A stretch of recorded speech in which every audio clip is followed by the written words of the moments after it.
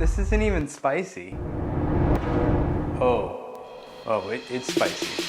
Hey, what's going on, everybody? For First We Feast, I'm Sean Evans, and you're watching Hot Ones. It's the show with hot questions and even hotter wings. Thanks for having me, Sean. He's a YouTube juggernaut, technologist, and filmmaker with clout through the roof. But the whole house of cards could come crashing down today if the man taps out before explaining that gram. Welcome to the show. You ready to get it going? Let's do it.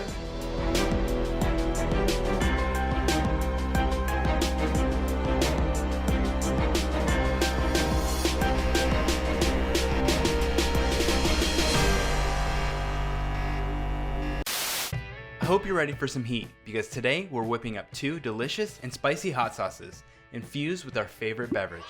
First up will be a Mexican lager infused tomatillo, poblano, and jalapeno sauce that has a fresh and bright character with a more mild heat. And the other will be a hazy IPA mango habanero sauce, bursting with tropical notes and an intense heat. But really, you can use any of your favorite peppers and whatever beer you got. I just found these combos to be absolutely amazing, and I think you'll enjoy them too. Let's jump in and talk about what you'll need to get started. For fermenting veg, you can go many ways, but here's what I recommend. Some clean and sanitized mason jars. I like the wide mouth variety, but any type will work. And you want to weigh them when empty and write that down. You'll need it later. Some sort of airlock is super helpful for controlling fermentation and keeping the bad bugs out that can mess things up. There are a few kinds, like this one that's rubber and has a hole at the top, or these that require an actual airlock. But I like these ones that just let the CO2 of fermentation escape, but nothing in.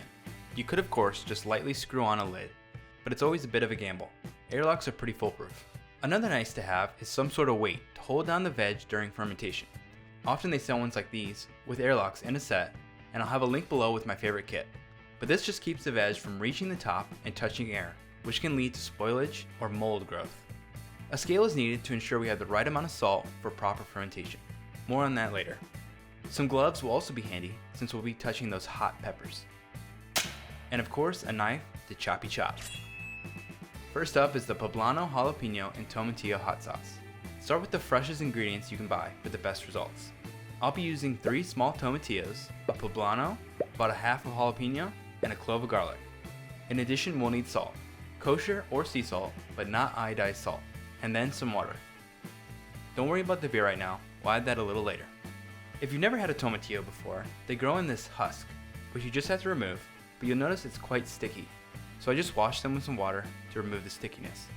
The flavor of tomatillo is kind of like a tomato, but slightly more acidic, less sweet, and more dense than a tomato. It's kind of its own thing, but it's really tasty. For all these ingredients, I'm just going to give them a rough chop. You don't have to be precious here, just enough to fit them into the fermenter jar. For the garlic, I just peel it, then smash it and drop it in. Then chop everything else and add it to the jar. Once they're all in, you can push them down, or if you have a wooden spoon or something like this tamper, you can press everything down, helping to get those juices released. Then just top off with water until the veg is covered. Now we just need to weigh this jar with everything in it. Then using your empty jar weight, you can do this calculation to figure out how much salt to add. Weight of everything minus weight of jar times 0.02 equals the salt needed. Basically what this does is find out how much salt to add to make a 2% salt solution. This is the ideal zone to keep bad bacteria at bay, but make sure that lactobacillus, the good bacteria, can thrive.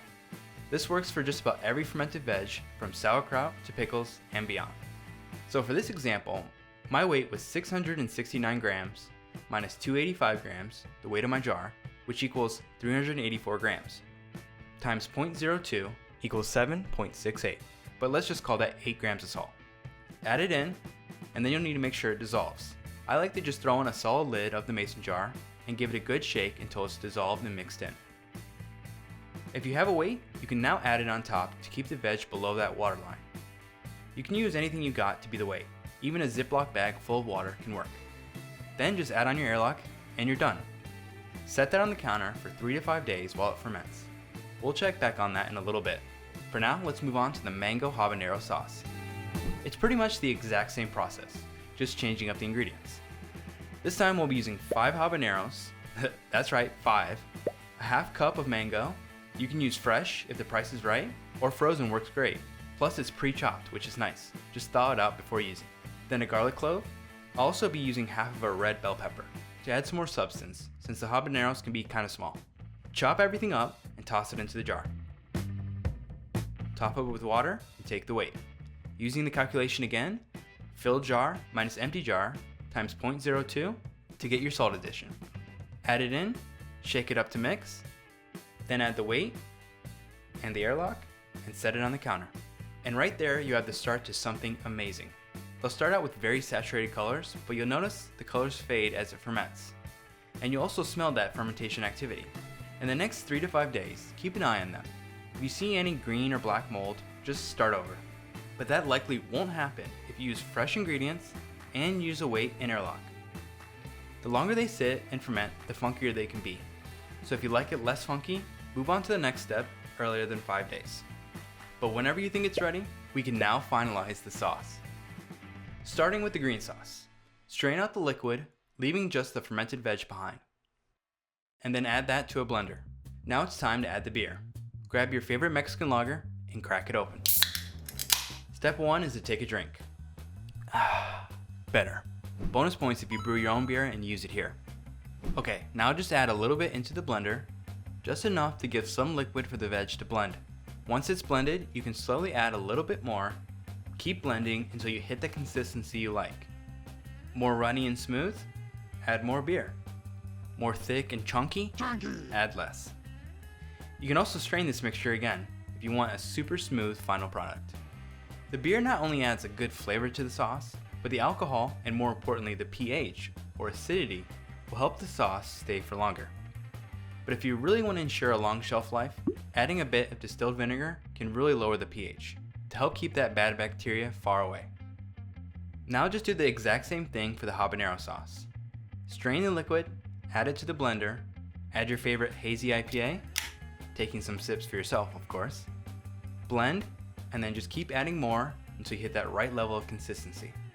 The last step is just to add them into some hot sauce bottles. I like to just reuse old sauce bottles that I cleaned out. And boom, you got some delicious hot sauces to use for your next meal or share with friends. And just look at those colors. There you have it, 2 sauces using 2 beers. And the options for you to tweak and make this your own are endless. And if you do make a beer hot sauce, I'd love to see what you come up with. Send me some pics on Instagram at @TheBruSho or drop some images in the Discord. And if you're in the mood for some more beer related foods, check out this one that uses spent beer grains. You won't be disappointed.